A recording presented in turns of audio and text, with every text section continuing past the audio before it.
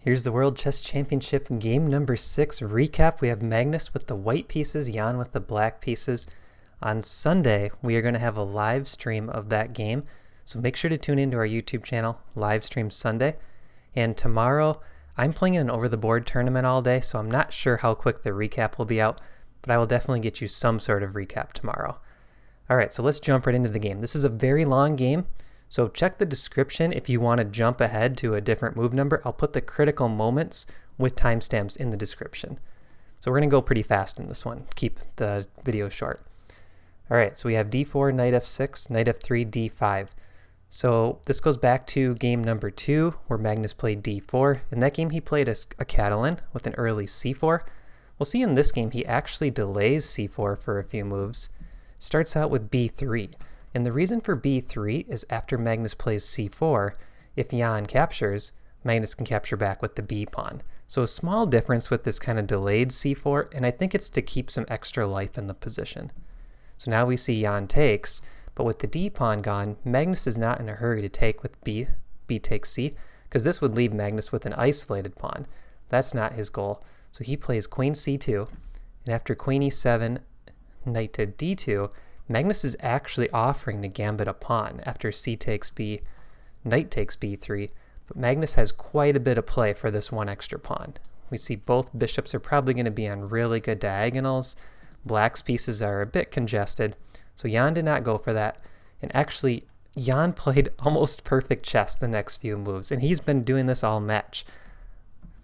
So we take, and Jan finds the critical move b5. This shows that he had a really good feel for the position. He was able to find that critical move b5. Knight e5, knight b4. And after some shuffling, what both players are now trying to do is create different types of imbalances. And I think both players kind of wanted the bishop pair if that was an option. But if they aren't able to get the bishop pair, like we'll see in a couple of moves, Magnus actually goes for a bishop against knight imbalance, and Magnus wants to create a good knight against bad bishop scenario. So he voluntarily captures on f6, giving Jan the bishop pair, but ruining the black pawn structure around the king side. We see these pawns are disconnected, and Magnus is going to try to use a knight against bishop imbalance. And the light square bishops are about to trade off in a couple moves. So rook c1, knight d4, we see a few trades, queen b7, and here we have this bishop against knight imbalance, and Jan's pieces are very active. And I think for a moment here, Magnus might have been a little bit concerned, thinking, okay, this is heading towards a draw. But there's this really cool idea. Queen c2 actually lines up queen and rook both on the c-file, so Magnus controls the c-file unless Jan is willing to put a rook on c8, offering up 2 rooks for the 1 queen. And this is a very interesting imbalance because it'll give both sides some chances to win. Jan doesn't immediately go for it, but after a couple moves, rook d2, and Jan plays rook c8, and here we go with the imbalance. 2 rooks for a queen. Now we're in for a more interesting game, even though the computer is saying equal. So queen d5, b4, they move a few pawns. This game does have a lot of shuffling back and forth, so don't worry, we're going quick, but we got a lot of moves to get through. h5 by Jan. This is actually the first slight inaccuracy of the game. What Jan should play here is bishop to b2, and it's a very deep inaccuracy. But what happens is once the pawn is up on h5, this actually becomes a bit of a target for Magnus to attack later on. Like if this knight heads to f4, that h-pawn is a target. So this is a move that Jan may regret later.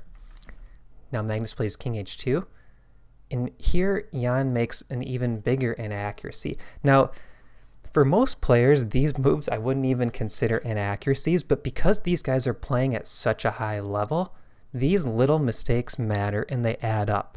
So we do need to look at the Stockfish eval, and Magnus is up 1.4 here, finds this move rook c5, hitting the queen, hitting that h-pawn that just moved up, and hitting the b-pawn all at once.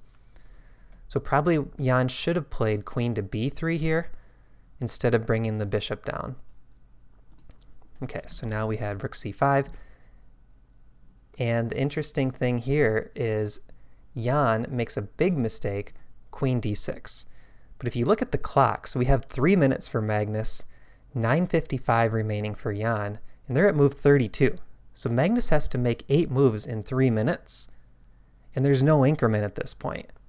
They have to get to move 40 to get their 1 hour bonus. So the move here that actually is winning already is rook c to c2. And after the bishop takes a3, knight f4, the queen is attacked, and once the queen moves, now Magnus can come down to the 7th rank, pinning the f-pawn, knight takes e6 threatened, knight takes h5 threatened, the other rook ready to come to the 7th. This is actually winning for Magnus, and both players missed this, so there was a very good chance for Magnus to get the win. So Magnus, after queen d6, actually blunders with rook d1, and now Jan has an advantage. This is just craziness at the time control from a game that started out dead equal. Jan finds the best move, takes a3, and now we see this passed a-pawn for Jan. Rook takes b5, queen d7, and here Magnus is kind of hoping, I think, to trade off pawns. Like if a and b could get traded off, he's probably doing okay. So we see rook c5, e5 by Jan. Again, an inaccuracy, but look at the clocks. We have 2 minutes against 3 minutes. This is when chess can get very exciting, when there's players low on the clock. And we haven't seen that yet this match, and that's why we've seen all of these perfect played draws to this point. Now we're getting a lot of excitement. Bishop takes b4 was actually more accurate. Kind of a nice tactic. If knight takes back, then the rook on d1 gets captured. So Jan plays e5. Rook c2, queen d5, and again bishop takes b4 was best, but for some reason Jan didn't go for it. So now we're looking at a dead even position according to Stockfish, but with this imbalance, 2 rooks and knight for a bishop, it's really anything but dead even. You know, there's a lot of play left in this position, and the players still have 4 moves to make with 1 minute for Magnus and 2 minutes for Jan. So not very much time to make those next 4 moves. Rook d2, queen b3, rook a2, e4. Again, Stockfish mistake. Knight c5 is the way to punish this, and that's what Magnus plays. And after queen takes b4, what Magnus should have played here is rook d to c2, and then tried to take the a-pawn next. After the queen takes back, stack the rooks and win the bishop back. So then you would have a 2 rooks versus the queen with just kingside pawns, and that would give Magnus really good chances to push for a win. But in the game he played knight takes e4, which was a blunder. This brings the game right back to equal chances for both sides. We have the same number of pawns, and Jan gets to hold on to this pass pawn, which we'll see in a couple of moves does matter. Queen b3, Jan gets that bishop out of the way. He wants to push this pawn. That's really the goal. When you have a pass pawn, you want to push it. There we go, a3. We see a little bit of maneuvering. Magnus now blockades the pawn, and he's going to set up the other rook to also attack this pawn. And coming up here, Jan makes a mistake. So what Jan should do is really just try to sit and hold this position. If he can hold on to that a-pawn, Magnus doesn't have enough really to play for the win. He's got to hold the a-pawn. Rook a1, bishop d6, king g1, so they're kind of shuffling around a bit. Hard to tell if either side is really making any progress. Queen d3, knight d4, king h7, king h2. So see, Magnus is kind of repeating. The king's going g1, h2, just kind of shuffling around. And now we're at move 52. So the players get another bonus at move 60. They actually get 15 minutes, and then they start a 30-second increment as well. So here they have plenty of time, 21 minutes versus 30 to make 8 moves. Queen e4. Now, Magnus all of a sudden plays, boom, rook takes a3. So queen e4 is an aggressive move. It threatens to take the h-pawn because this pawn on g3 is pinned. But the problem with queen e4 is it does allow Magnus to very slightly increase his advantage by getting in rook takes a3.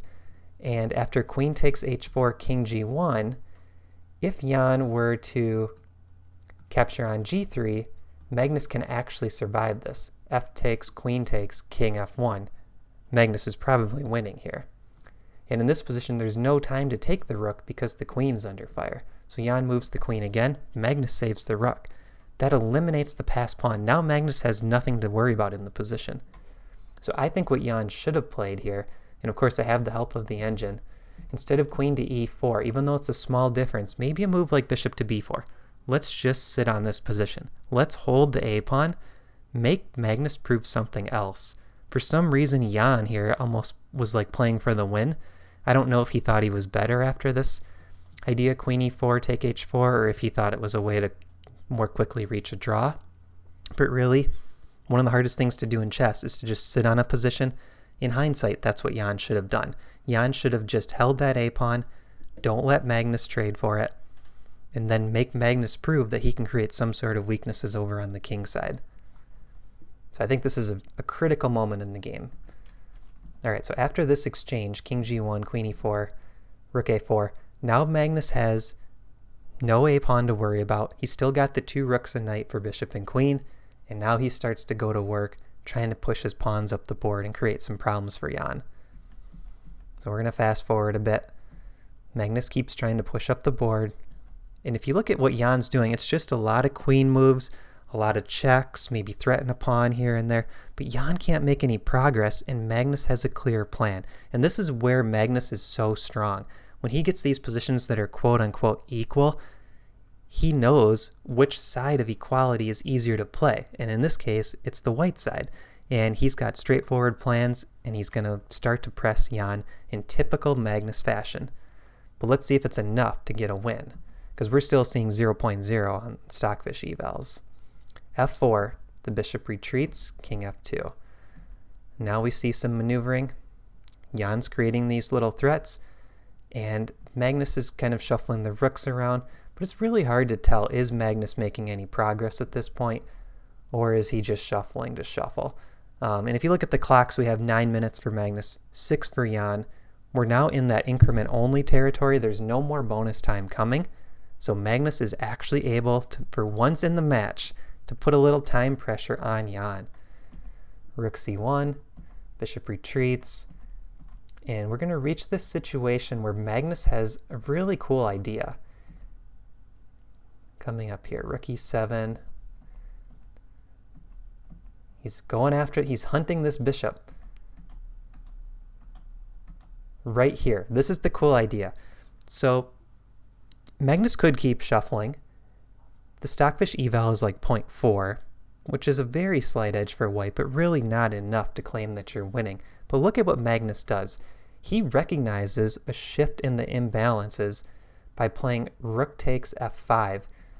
And after queen d3, he actually trades the rook for a bishop and pawn. So he got 2 pawns and a bishop for the rook, 5 points each.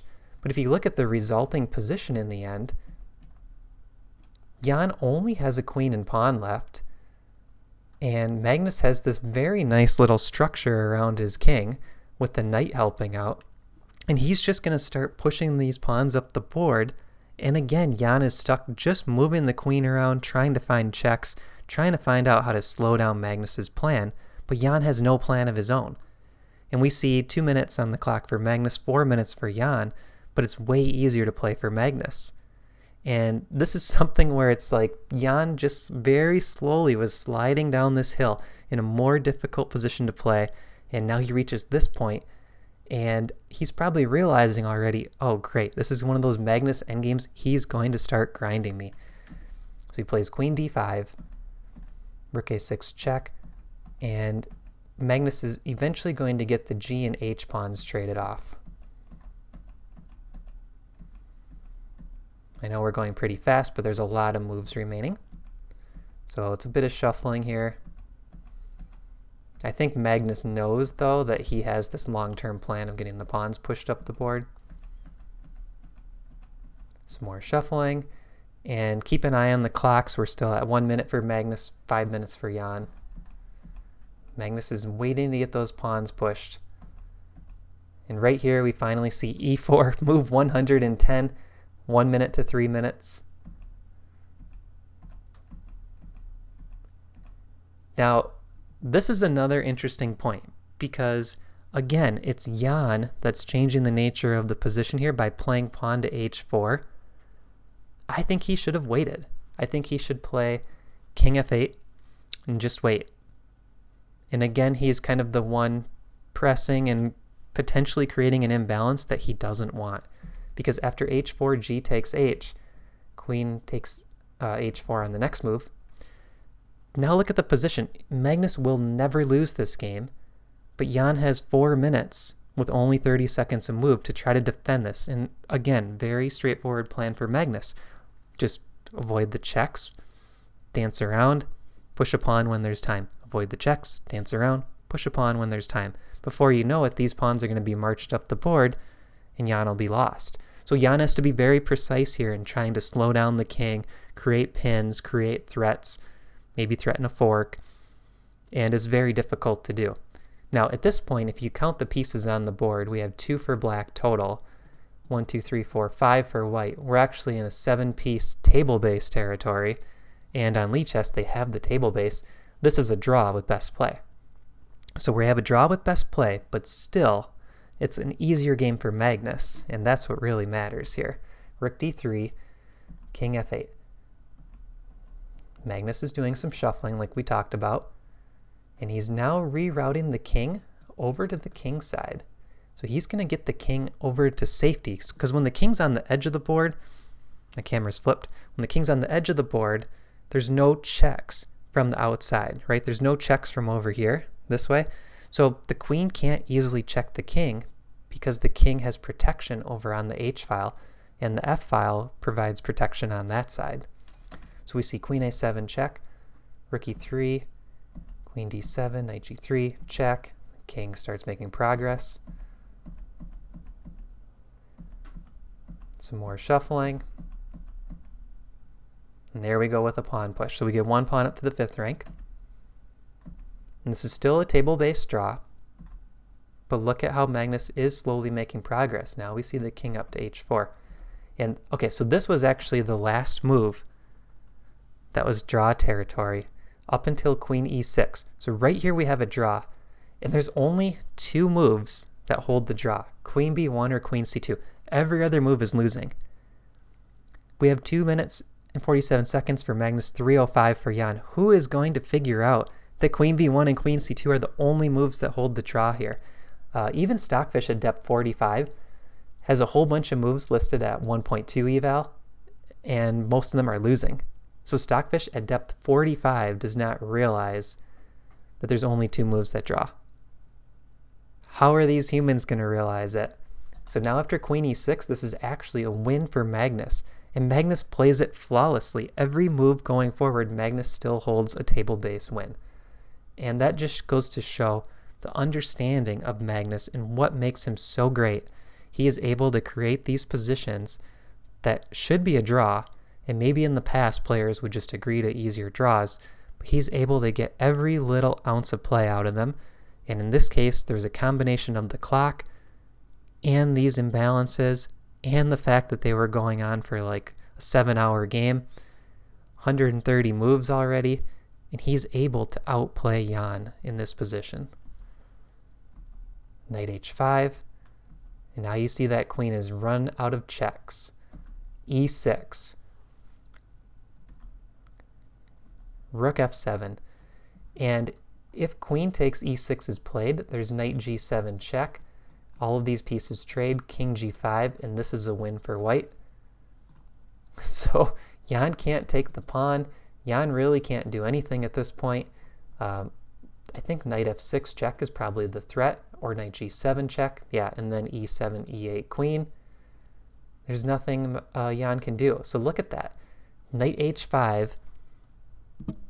There's no way that Jan can get out of this. e6 is coming. Rook f7, knight check, e7, make a queen. So the game went queen h7, e6, queen g6, rook f7. Really nice move. 1 minute on the clock. Finds all these moves. King goes over, and now f5. Everything is defended again. There's no checks for Jan. He plays queen g1, knight g7.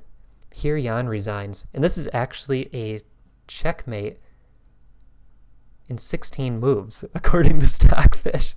That's how good the position is. So like, let's say Jan tries to check a few times. This king is marching up the board.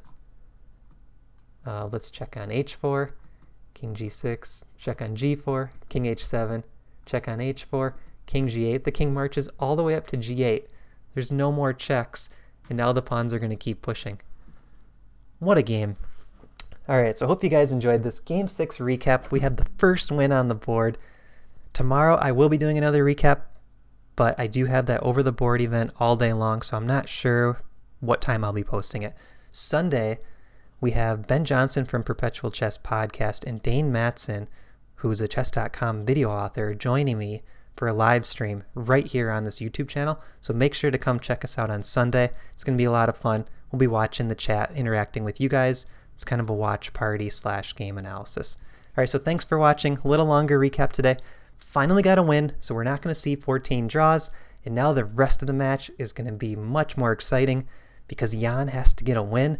And I think we're going to see riskier chess, more mistakes back and forth, and a lot more excitement to come. So thanks for watching. We'll see you in the next recap, and hopefully we will see you on Sunday when we do our live stream.